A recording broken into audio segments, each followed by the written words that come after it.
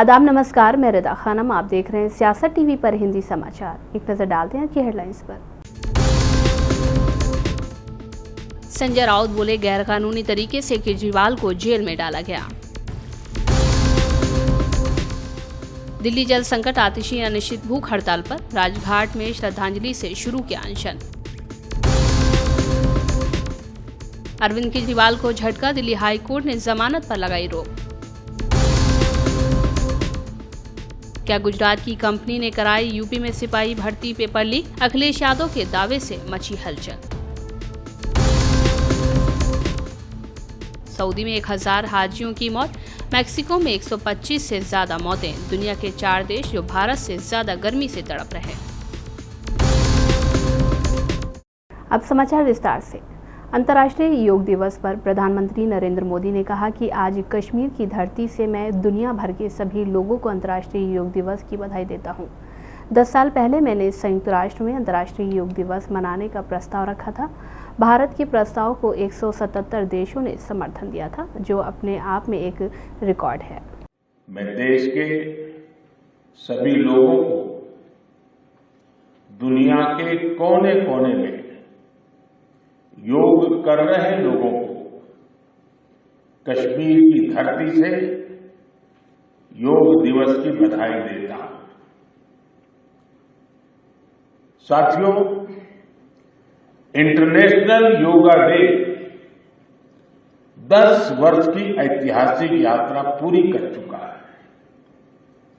2014 में मैंने United Nations में इंटरनेशनल योगा डे का प्रस्ताव रखा था।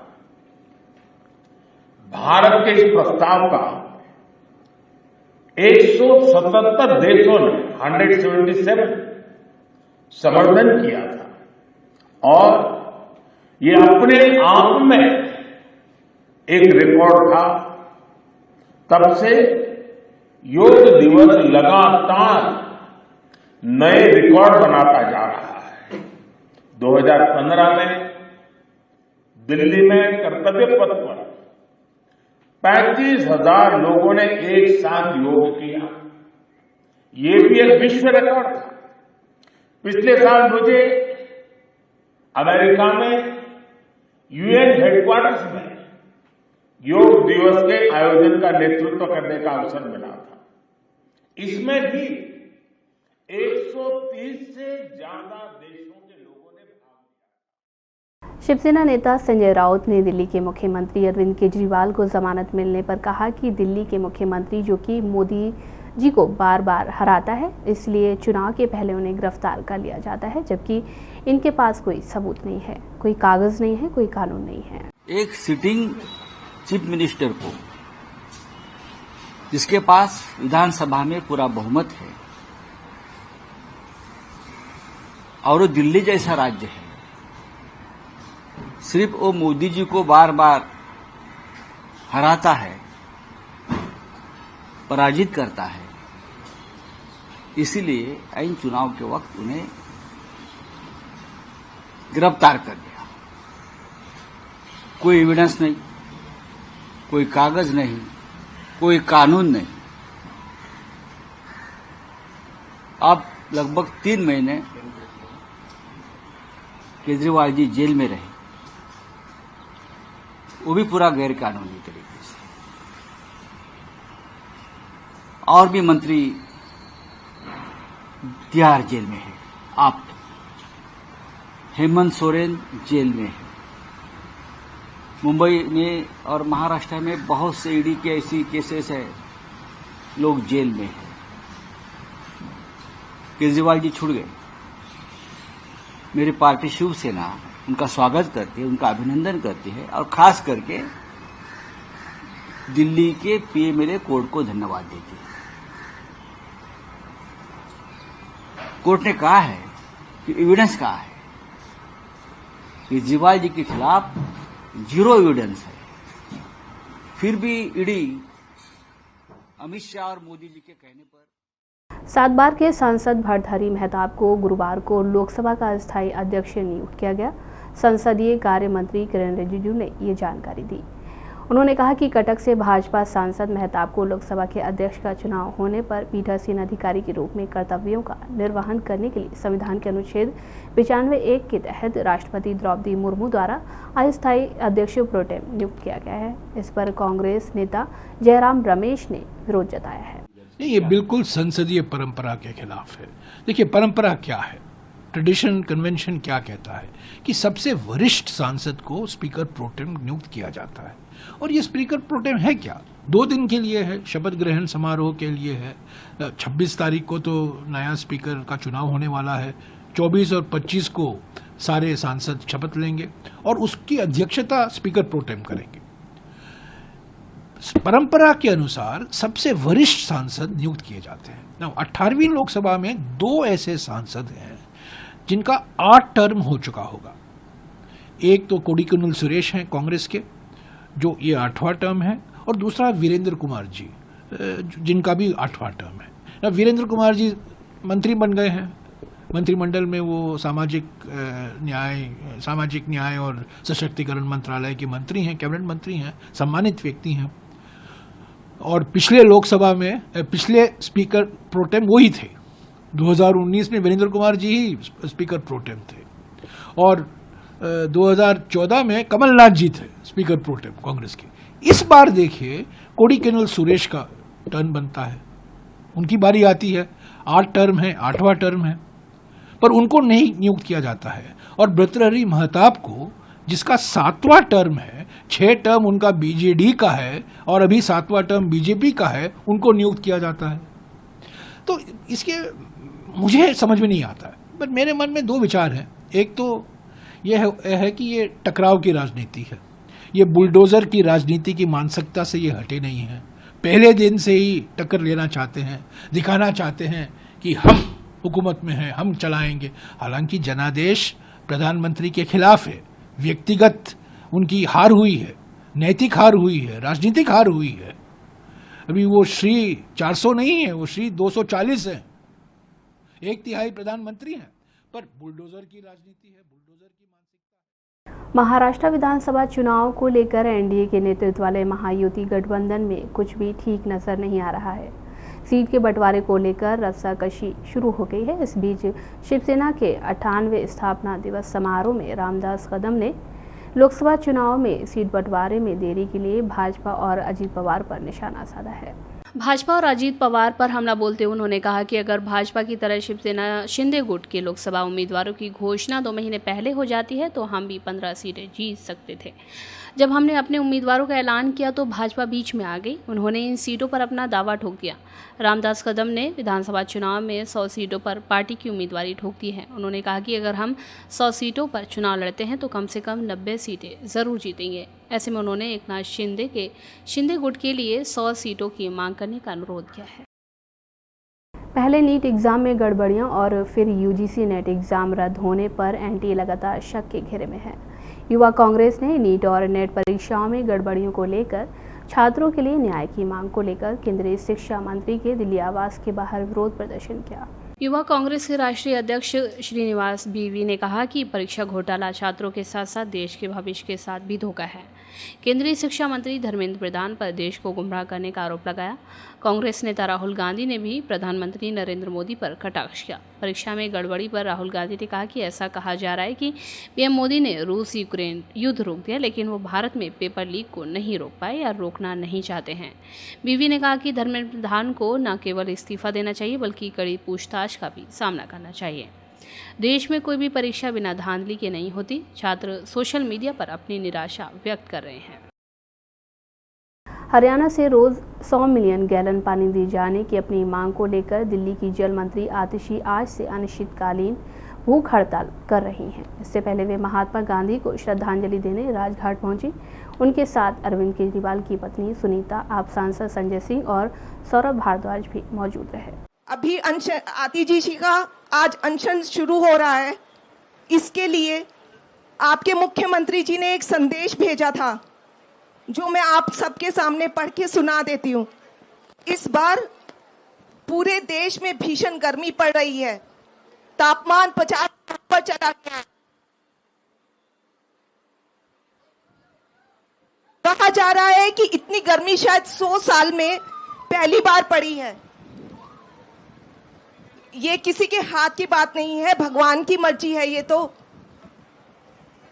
पर ऐसे मौके पर एक इंसान को दूसरे इंसान की मदद करनी चाहिए। आपस में मिलकर समस्या को तो कम कर ही सकते हैं। वैसे हमारी संस्कृति भी रही है कि लोग गर्मियों में प्यासे लोगों के लिए फ्री पानी पिलवाते हैं। फ्री पानी पिलवाने से बहुत पुण्य मिलता है, आप सब मानते हैं ये सब बात। लेकिन दिल्ली को पड़ोसी राज्यों से पानी मिलता है, दिल्ली का अपना पानी नहीं है। उसी से लोगों की प्यास बुझती है। जाहिर है इतनी गर्मी में प्यास और ज्यादा लगती है, इसलिए और ज्यादा पानी की जरूरत है।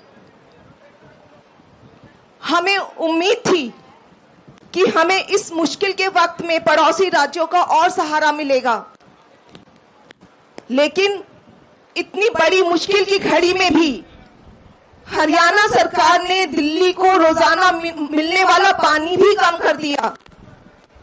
दिल्ली प्यासी मर रही है। दिल्ली वाले कहां जाएं? हम चाहे देश के किसी भी भाग में रह रहे हो, हमें एक दूसरे की मदद करनी चाहिए। माना कि दिल्ली और हरियाणा में अलग अलग पार्टियों की सरकार है,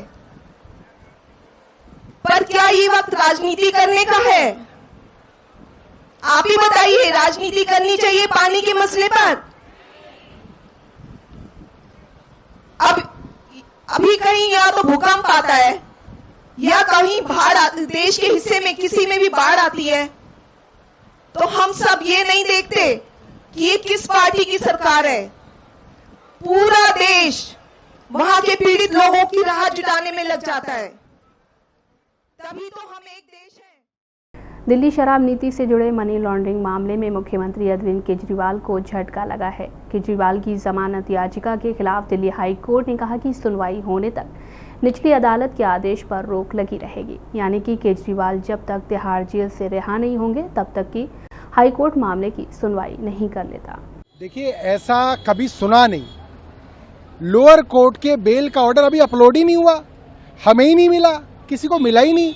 जब ऑर्डर ही नहीं आया तो हाई कोर्ट किस चीज पे सुनवाई कर रहा है? क्या लेके ईडी हाई कोर्ट पहुंच गया और क्या सुन के हाई कोर्ट कह रहा है कि हम इसको सुनेंगे? अभी तो ऑर्डर ही नहीं आया, वे सुन क्या रहे हैं? ईडी चैलेंज किस चीज को कर रहा है? ये तो बड़ी अजीब सी बात है, कभी नहीं सुना देश में। सत्तारूढ़ दल की दखल की बात कर रहे हैं क्या आप लोग? पूरी तरीके से भारतीय जनता पार्टी की केंद्र सरकार इसको निजी दुश्मनी की तरह ले रही है। इस तरीके से एजेंसीज नहीं काम करती जिस तरह से हो रहा है।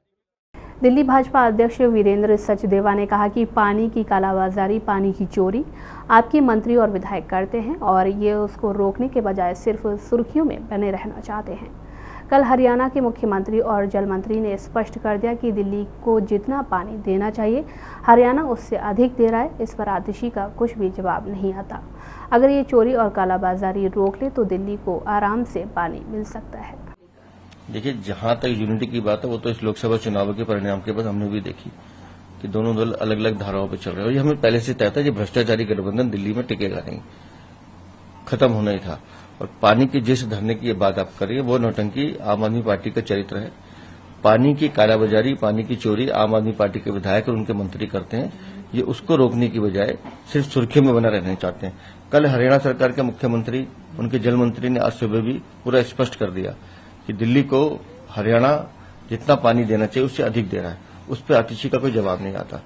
हिमाचल से पानी मांगने की इनकी कुव्वत नहीं है, लेकिन जानबूझकर राजनीति करना पानी के मामले पर। अगर ये चोरी और कालाबाजारी रोक ले तो दिल्ली में को पानी आराम से मिल सकता है। समाजवादी पार्टी के राष्ट्रीय अध्यक्ष और यूपी के पूर्व सीएम अखिलेश यादव ने यूपी पुलिस भर्ती मामले में बड़ा दावा किया है। उनका दावा है कि गुजरात की कंपनी ने पुलिस भर्ती का पेपर लीक कराया। उन्होंने भारतीय जनता पार्टी की राज्य सरकार पर बड़ा जुबानी हमला बोला है। सोशल मीडिया साइट एक्स पर अखिलेश यादव ने कहा कि भाजपाइयों की यही पहचान, झूठों को काम, झूठों को सलाम। ये आरोप बेहद गंभीर है कि पुलिस भर्ती परीक्षा का पेपर आयोजित कराने वाली गुजरात की कंपनी का ही है। पेपर लीक करवाने में हाथ है और उसका मालिक जब सफलतापूर्वक विदेश भाग गया, उसके बाद ही यूपी सरकार ने उसके बारे में जनता को बताया और जनता के गुस्से से बचने के लिए दिखाने भर के लिए उस कंपनी को ब्लैक लिस्ट कर दिया। यूपी सरकार उस कंपनी और उसके मालिक के खिलाफ एफआईआर की कॉपी सार्वजनिक करे, गुजरात भेजकर उसकी संपत्ति से खामियाजा वसूलने की हिम्मत दिखाए। ऐसे आपराधिक लोग यूपी के 60 लाख युवाओं के भविष्य को बर्बाद करने के दोषी हैं। यूपी की भाजपा सरकार साबित करे कि वो इन अपराधियों के साथ है या प्रदेश की जनता के साथ। यूपी में काम करने वाली हर कंपनी के इतिहास और उसकी सत्यनिष्ठा, गुणवत्ता की जांच की जाए। जब बेईमान और कलंकित कंपनियों को काम दिया जाए तो जनता को समझ लेना चाहिए कि इसमें काम देने वाले यूपी सरकार के उस मंत्रालय और उसके विभाग के लोगों की भी हिस्सेदारी है, मतलब कि ये भ्रष्टाचार की साझेदारी है। इस परीक्षा के आयोजन से संबंधित कंपनी ही नहीं बल्कि हर एक संलिप्त मंत्री या अधिकारी की भी जांच हो। जब तक जांच पूरी न हो जाए तब तक उसे अपने काम से मुक्त रखा जाए और संलिप्तता सिद्ध होने पर बर्खास्त करके कठोर दंडात्मक कार्रवाई की जाए। नीट परीक्षा मुद्दे पर कांग्रेस के प्रदेश अध्यक्ष अजय राय ने कहा कि नीट परीक्षा में जिस तरीके से देश के भविष्य के साथ खिलवाड़ हुआ है, उसको लेकर पूरे देश में कांग्रेस पार्टी सड़क पर है। हम सब इसका विरोध कर रहे हैं। आज हम विधानसभा का घेराव करने जा रहे हैं। मेरी मांग है कि नीट पेपर रद्द कर दिया जाए और साथ साथ तारीख भी बताएं कि किस दिन पेपर होगा। एक ही है कि आम ये जो नीट की परीक्षा है, आप देखेंगे इसकी पूरी तरीके से इन लोगों ने जिस तरीके से इसको मतलब बच्चों को भविष्य के साथ खिलवाड़ किया है। पूरे देश में कांग्रेस पार्टी सड़क पर है और हम सब लोग उतर के इन सब चीज़ों का विरोध कर रहे हैं और हम यहाँ आज विधानसभा का घेराव करने चल रहे हैं। हमारे कांग्रेस का एक कार्यकर्ता, एक साथी आज इनका विरोध करेगा। पूरे रास्ते को कांग्रेस के कार्यालय से विधानसभा की हो जाता है, बैरिकेडिंग कर दी गई है, पुलिस भारी संख्या में पुलिस फोर्स लगाई गई। निश्चित तौर से वो आप यही काम अगर ये जब एग्जाम हो रहे थे, स्टार्ट हो रहे थे, तब उसमें किए होते तो मुझे लगता है जब पर्चे बन रहे थे उस समय अगर इतनी बढ़िया व्यवस्था किए होते तो मुझे लगता है कि ये बच्चों का भविष्य खराब नहीं हुआ होता। आज कांग्रेस को रोकने के लिए, कांग्रेस कार्यकर्ताओं को रोकने के लिए इन्होंने इतनी बड़ी बंदोबस्त किया है। पर हम लोग लड़ेंगे, चाहे ये पुलिस गिरफ्तार करे, चाहे गोली चलावे, हम पीछे हटने वाले नहीं हैं। आपकी मांग को लेकर के लेकिन जो है केंद्रीय शिक्षा मंत्री उन्होंने ये बात कही है कि जो भी आरोपी हैं उनको बख्शा नहीं जाएगा, उच्च स्तरीय जांच करी जाएगी पूरे मामले। एक आदमी भाग तो गया। यूपी पुलिस का जो पर्चा लीक का मास्टरमाइंड था विनीत आर्या, वो इंडिया छोड़कर भाग गया, विदेश चला गया। उसके ऊपर क्या किया कार्रवाई? कोई कार्रवाई किया? क्योंकि गुजरात का आदमी है, वो सीधा सीधा गुजरात लॉबी से बिलोंग करता है। और पूरी तरीके से पूरे देश के अंदर ये सारी चीजें जो लीक हो रही हैं, सारे जो एग्जाम्स हो रहे हैं, कौन करा रहा है? अब यूपी पुलिस का एग्जाम, उसमें गुजरात के आदमी का क्या काम है भाई? आप बताओ मुझे। यूपी पुलिस की भर्ती का मामला है तो यूपी में होगा कि गुजरात का आदमी उस पर तय कर रहा है? गुजरात के आदमी ने सब तय किया, सब काम गुजरात से तय हो रहे हैं। जो मैं कहता था वो साबित हो गया। ब्लैकलिस्ट किया यूपी गवर्नमेंट ने, सारे काम गुजरात के लोग कर रहे हैं और गुजरात के लोग पूरे देश का भविष्य खराब कर रहे हैं। आखिरी सवाल रहेगा सर, क्या कुछ मुख्य मांगे रहेंगी और क्या आप लोगों का नेक्स्ट स्टेप? मेरी मांग है कि इसका तत्काल पर्चा निरस्त, ये जो लीक हुए हैं एग्जाम निरस्त किए जाएं और उसी जब निरस्त हो साथ साथ डेट भी डिक्लेयर हो कि किस दिन एग्जाम कराएंगे, और नहीं करा पाते तो मंत्री जी इस्तीफा देकर धर्मेंद्र प्रधान जी घर चले जाएं। और योगी जी से मैं कहूंगा कि जो विनीत आर्या भागा है यूपी पुलिस के लीक वाले पर्चा लीक का, आप हर जगह बुलडोजर चलता है, बाबा का बाबा जी का बुलडोजर विनीत आर्या के घर पे चलना चाहिए। सिविल कोर्ट पटना के वकील शंकर सिंह ने कहा कि नीट मामले की सुनवाई के दौरान वकील अपनी दलीलें रखना चाहते थे, लेकिन नीट गेस्ट हाउस की डायरी अधूरी है। कोर्ट ने पूरी डायरी की मांग की है कि डायरी प्रस्तुत की जाए और सुनवाई 25 जून के लिए निर्धारित की जाए। नीट मामले में सुनवाई में जो है एडवोकेट ने अपना पक्ष रखना चाहते थे, लेकिन इसमें अपूर्ण जो है डायरी जो है अपूर्ण थी, इसलिए पूर्ण डायरी की मांग की गई है और 25 तारीख को नेक्स्ट डे 25/6/2024 को रखा है। किस डायरी की मांग की गई? जो NHI से जो डायरी गायब हुई थी, ये डायरी कुछ डायरी जो था शास्त्री नगर थाना के, पूर्व में शास्त्री नगर थाना के पास मुकदमा था, अभी एक डायरी जो है वो अपराध अनुसंधान के पास चली गई। इसलिए डायरी की जो पूर्ण डायरी नहीं थी, इसलिए पूर्ण डायरी की मांग करते हुए इसमें 25/6/2024 को रखा गया। आज एक्यूज भी लोग आए थे यहाँ? नहीं, एक्यूज न्यायालय में नहीं रहते हैं, इसलिए पिटिशनर के एडवोकेट केवल बहस करते हैं, न्यायालय में एक्यूज कराना।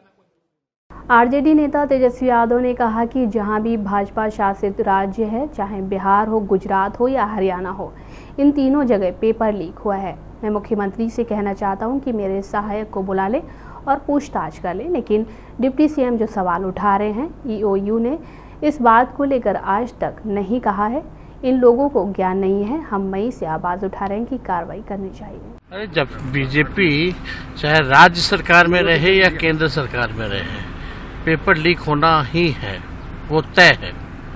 और जिन लोगों ने भविष्य के साथ खिलवाड़ किया है, लगभग 50 लाख जो बच्चे हैं, उन लोगों के भविष्य के साथ इन लोगों ने खिलवाड़ किया है। और लगातार जो है हम लोग तो मांग करते रहे कि रद्द कर दिया जाए इस चीज़ों को, क्योंकि साफ तौर पे जो है जहाँ भी बीजेपी शासित राज्य हैं, चाहे बिहार हो, गुजरात हो या हरियाणा हो, इन तीनों जगह जो है पेपर लीक हुआ है। तो हम लोग ही नहीं बल्कि पूरा इंडिया अलायंस जो है इस मुद्दे पर एक साथ है। और हम लोग चाहते हैं कि जो नीट का पेपर जो लीक हुआ है, इसको रद्द किया जाए अविलंब। दिल्ली के सीएम को बेल मिल गई, कैसे देखते हैं उसको? नहीं तो कोर्ट का अपना फैसला है और कोर्ट का अपना निर्णय है, तो अपना उसका स्वागत हम लोग करते हैं। आपके सहायक पर भी अरे आप देखिए, राज्य में सरकार उनकी, केंद्र में सरकार उनकी, जांच एजेंसियां उनकी, हम ही कहते हैं मुख्यमंत्री जी को बुला ले मेरे सहायक को। अरे चाहे पीए हो, पीएस हो, कोई हो, बुला करके पूछताछ कर ले, कोई अगर बात है तो। लेकिन जो उप मुख्यमंत्री लोग जो सवाल उठा रहे हैं, ईओयू तो आज तक कहा नहीं है इस बात को लेकर के, इनको तो रिपोर्ट करता है नहीं। ये तो बिना ज्ञान है, इन लोगों को ज्ञान नहीं है। जब मई में जब अरेस्टिंग हुआ था, तब से हम लोग आवाज उठा रहे हैं भाई कि कार्रवाई करनी चाहिए। जिस इंजीनियर की बात कर रहे हैं, 21 में यही लोग अर्बन डेवलपमेंट में लाए थे जल संसाधन से। थोड़ा ज्ञान प्राप्त कर लेना चाहिए इन लोगों। इस वक्त भारत के ज्यादातर इलाकों में जबरदस्त गर्मी पड़ रही है। ऊपर से लू के गर्म थपेड़ों ने लोगों का जीना मुहाल कर दिया है। भारत में इस सीजन की गर्मी ने इस बार कहीं 60 साल का रिकॉर्ड तोड़ा तो कहीं 100 सालों का। वहीं जिन देशों में भारत से ज़्यादा गर्मी पड़ रही है, वहाँ लोग किस हाल में जी रहे होंगे। एक तरफ सऊदी में भीषण गर्मी से 1000 से ज़्यादा हज यात्रियों की मौत हो चुकी है। वहीं मैक्सिको में भी गर्मी ने कहर ढा रखा है। मैक्सिको में 125 से लोगों की मौत हो चुकी है। दुनिया के कई हिस्सों में इस समय औसत से ज़्यादा तापमान दर्ज किया जा रहा है। मौसम एक्सपर्ट्स का कहना है कि ये ग्लोबल वार्मिंग का नतीजा है। जिस तरह की भयंकर गर्मी दुनिया के कई इलाकों में पड़ रही है, वो कुछ लोगों के लिए जानलेवा साबित हो रही है। 2003 में यूरोपीय हीटवेव में 30,000 लोग मारे गए थे। लंबे समय तक ऐसे उच्च तापमान से जंगलों में आग लगने का खतरा भी बढ़ जाता है। एक न्यूज रिपोर्ट के मुताबिक उत्तरी अमेरिकी, दक्षिणी और पूर्वी एशिया और दक्षिण पूर्वी यूरोप सहित दुनिया के कई हिस्सों में इस समय तापमान बढ़ रहा है। सऊदी अरब में इस बार भयंकर गर्मी पड़ रही है और सबसे ज्यादा मार पड़ी है। यहाँ पहुँचने वाले हजारों हज यात्रियों पर अब तक भीषण गर्मी के प्रकोप के बीच मक्का में तकरीबन 1000 हज यात्रियों की मौत हो चुकी है। पवित्र शहर मक्का में तापमान 51.8 डिग्री सेल्सियस तक पहुंच चुका है। गर्मी के सितम के बीच एक न्यूज़ रिपोर्ट के मुताबिक एक अरब राजनयिक ने कहा कि अकेले मिस्र में ही कम से कम 600 लोगों की मौत हो गई। एक दिन पहले ये संख्या 300 के आसपास ही थी, लेकिन अलग अलग देशों की ओर से जारी आंकड़ों को देखते हुए अब तक 900 से ज़्यादा लोगों की मौत हो चुकी है। हिंदी समाचार बस यहीं समाप्त होता है। मुझे दें इजाज़त। बाकी खबरों के लिए बने रहें सियासत टीवी के साथ।